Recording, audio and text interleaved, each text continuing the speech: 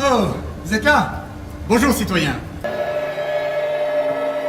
Bienvenue sur le Nexus 6. Je suis le capitaine et aujourd'hui nous allons parler d'un film. Ouh. Film, un vrai, qui est son propre univers. Vaut mieux que vous ayez vu Prometheus avant, sinon vous ne comprendrez absolument rien à tout ce que je vais vous raconter. Il faut quand même savoir que Ridley Scott, c'est le réalisateur de ces films-là.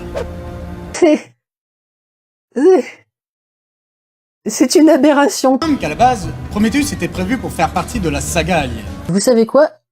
C'est exactement ça. Parce que quand tu annonces un film Alien, et qu'au final il n'y en a pas, Tu parles d'une déception?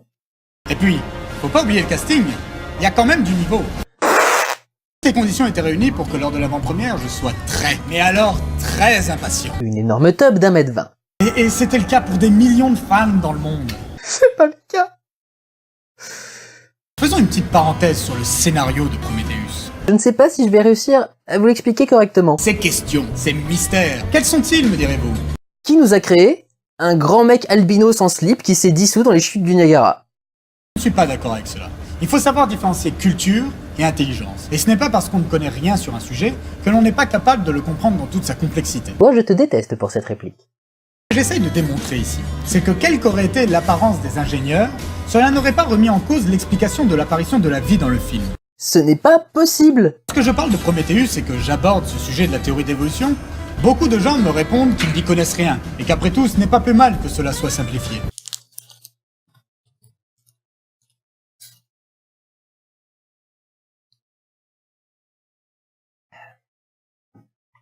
C'est une idée sympa qui a été peu utilisée au cinéma. Ce film est une honte intergalactique. Toi, t'es même pas capable de répondre à un argument qui n'en est même pas un. Pour cette réplique, je serais heureux de te faire déguster ton foie avec des fèves au beurre et un excellent Chianti.